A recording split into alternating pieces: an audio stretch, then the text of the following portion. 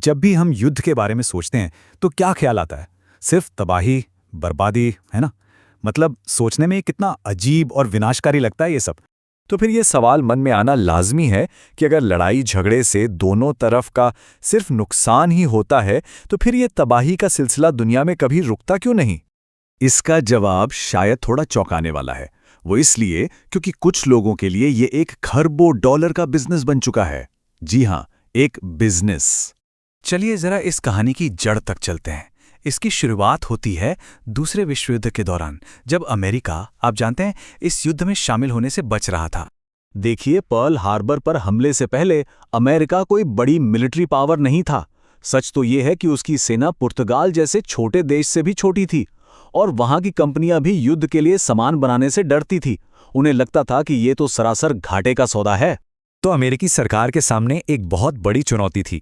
Private कंपनियों को ऐसे युद्ध के लिए हथियार बनाने को कैसे राजी किया जाए जो कभी भी खत्म हो सकता है।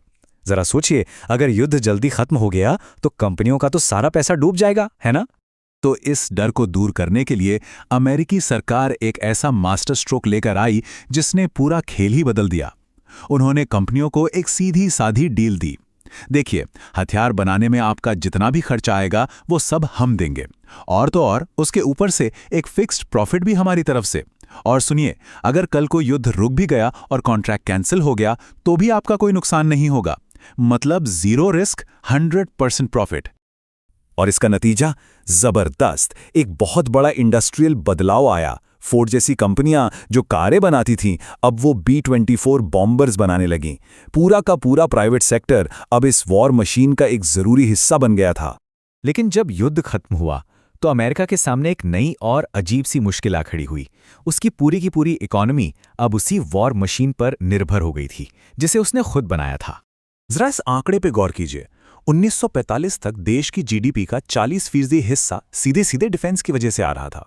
अब सोचने वाली बात यह है कि जिस देश की अर्थव्यवस्था का इतना बड़ा हिस्सा ही युद्ध पे टिका हो, वो भला शांति का जोखिम कैसे उठा सकता है? और यहीं पर पॉलिटिशियंस को एक बात साफ साफ समझ आ गई, एक कड़वी सच्चाई। हथियार बनाना बंद करने का मतलब था 1,07,00,000 लोगों को बेरोजगार करना, और इतनी बड़ी बेरोजगारी का मतलब सीधा सीधा चुनाव हारना। तो अब हथियार सिर्फ देश की सुरक्षा का मामला नहीं रह गए थे, वो अब सत्ता में बने रहने की गारंटी बन चुके थे। चलिए अब देखते हैं कि ये सिस्टम कैसे बना, जिसके बारे में खुद प्रेसिडेंट आइजनहावर ने अपने ऑफिस छोड़ने से पहले चेतावनी दी थी। और फिर एक ऐसा चक्कर शुरू हुआ जो आज तक चल रहा है। देखिए, डिफेंस कंपनियां पॉलिटिकल कैंपेन में पैसा लगाती हैं, फिर वही नेता जब पावर में आते हैं तो बड़े बड़े मिलिट्री बजट पास करते हैं, और फिर सरकार उन्हीं कंपनियों को अरबों खरबों के कॉन्ट्रैक्ट्स वापस दे देती हैं। ये एक ऐसा साइकिल है जो युद्ध की डिमांड को हमेशा बनाए रखता है। अब इस मशीन को लगातार चलाने के लिए एक नए दुश्मन की जरूरत थी, और वो दुश्मन मिला कम्युनिज्म यानी साम्यवाद के रूप में। इसी विचारधारा ने अगले बड़े युद्ध वियतनाम वॉर की नींव रखी।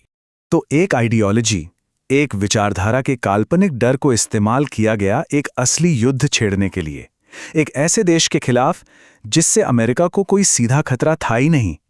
लोगों को ये यकीन दिलाया गया कि वियतनाम को कम्युनिज्म से बचाना जरूरी है।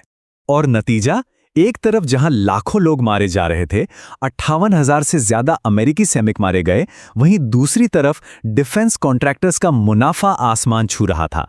मतलब एक देश तबाह हो रहा था और कुछ कंपनियां पैसा छाप रही थीं। तो यहां सबसे अहम बात यह है कि भले ही वियतनाम युद्ध अमेरिका के लिए एक बड़ी हार थी, लेकिन वॉर बिजनेस के लिए यह एक बहुत बड़ी जीत साबित हुई। बेल हेलीकॉप्टर जैसी कंपनी की सेल में 19,900% का उछाल आया। इससे एक बात साफ हो गई, आप युद्ध हार सकते हैं लेकिन आपका बिजनेस फिर भी जीत सकता है। चलिए अब आज के दौर में आते हैं और देखते हैं कि ये बिजनेस मॉडल कैसे और भी बड़ा और भी ज्यादा मुनाफे वाला बन गया है।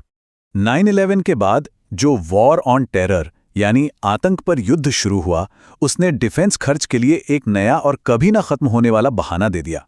और ये अमेरिकी इतिहास में जनता के पैसे का प्राइवेट कंपनियों को दिया गया सबसे बड़ा ट्रांसफर था।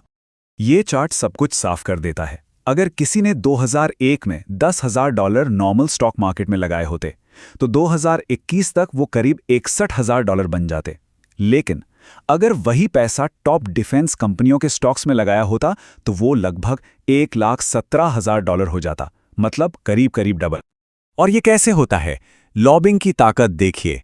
ये कंपनियां कुछ मिलियन डॉलर खर्च करके सरकार से अपने लिए सैकड़ों बिलियन डॉलर के कॉन्ट्रैक्ट्स हासिल कर लेती हैं। ये जनता के पैसे से चलने वाला एक अविश्वसनीय रिटर्न ऑन इन्वेस्टमेंट है। बात बहुत सीधी और डरावनी है। युद्ध के बिजनेस को चलाने के लिए लगातार युद्ध की सप्लाई जरूरी है। जब तक युद्ध होते रहेंगे, ये कॉन्ट्रैक्ट्स आते रहेंगे। तो अब हम इस पूरी चर्चा के अंत में पहुंच गए हैं, जहां हम इन सभी बातों को जोड़कर एक आखिरी और शायद सबसे जरूरी सवाल पर पहुंचेंगे। तो इस पूरे विश्लेषण से एक बात तो साफ है कि पिछले 100 सालों में युद्ध, जो कि एक आखिरी विकल्प होना चाहिए था, उसे एक बहुत ही ज्यादा मुनाफे वाले और परमानेंट बिजनेस मॉडल में बदल दिया गया है। तो आखिर में एक बहुत ही परेशान करने वाला सवाल हमारे सामने आकर खड़ा हो जाता है। जब लड़ाई ही सबसे मुनाफे वाला प्रोडक्ट बन जाए, तो क्या इस दुनिया में कभी असली शांति आ भी सकती है?